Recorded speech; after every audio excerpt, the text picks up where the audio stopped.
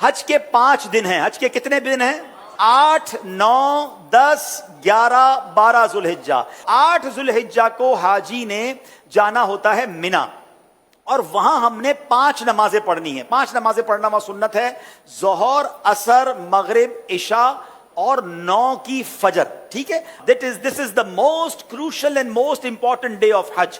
حج کا سب سے اہم دن جو ہے وہ 9 ذوالحجہ ہے. یعنی اگر کوئی آپ سے سوال کرے حج کس دن ہوتا ہے، تو حج 9 ذوالحجہ کو ہوتا ہے، کیونکہ اس دن یوم عرفہ ہے. یہ حج کا رکن اعظم ہے، سب سے مین دن ہے جو حج کا، وہ 9 ذوالحجہ ہے. یعنی کوئی عرفات نہیں گیا تو اس کا حج ہی نہیں ہوگا نا. تو حج کا جو مین دن ہے وہ عرفات کا دن ہے. پورا دن عرفات میں گزارنا ہے. جب غروب آفتاب کا یقین ہو جائے کہ جناب مغرب کا وقت ہو گیا، غروب آفتاب ہو گیا، اب سارے حاجی آئیں گے مزدلفہ. ٹھیک ہے، اب جب آپ مزدلفہ پہنچیں گے تو مزدلفہ میں مغرب اور عشاء ملا کر پڑھنی ہے. عرفات میں مغرب نہیں پڑھیں گے. یہ بھی اللہ کی شان ہے کہ مغرب کا وقت بھی ہو جائے مگر مغرب نہیں پڑھنی ہے.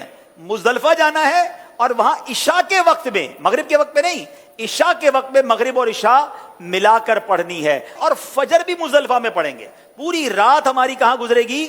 مزدلفہ میں. اب جو صبح آئے گی، کون سی صبح ہوگی؟ کون سی صبح ہوگی؟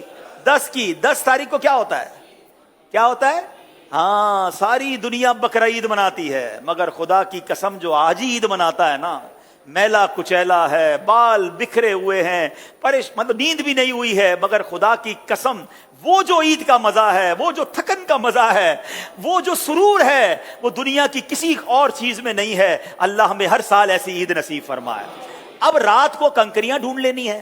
اب 10 ذوالحجہ کو 3 کام کرنے، اس کی روٹین یاد کر لیں. 10 ذوالحجہ کا پہلا کام ہوگا شیطان کو کنکری مارنا. پہلا کام کیا ہے؟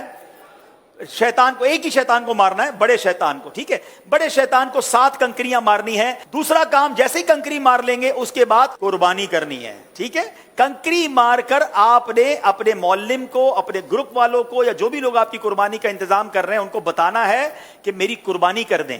جیسے ہی آپ کو کنفرمیشن ہو جائے کہ آپ کی حج کی قربانی ہو گئی ہے، اس سے پہلے نہیں، کنفرمیشن ہو جائے، اس کے بعد آپ نے سر کے بال اتار دینے ہیں، یا قصر کرانا ہے یا حلق کروانا ہے. اسلامی بہنوں نے تو قصر ہی کرنا ہے. اب آپ کا حج کا احرام اتر جائے گا. جیسے ہی سر کے بال اتارے، ساری پابندیاں ختم. خوشبو لگائیں، سلے ہوئے کپڑے پہنے، آرام کریں، موج کریں. صرف مرد و عورت کی پابندی ابھی باقی ہے، وہ طواف الزیارہ کرتے ہوئے وہ بھی ختم ہو جائے گی. تو آپ ریلیکس ہو جائیں. حج از ناٹ دیٹ ڈیفیکلٹ جتنا لوگ اس پر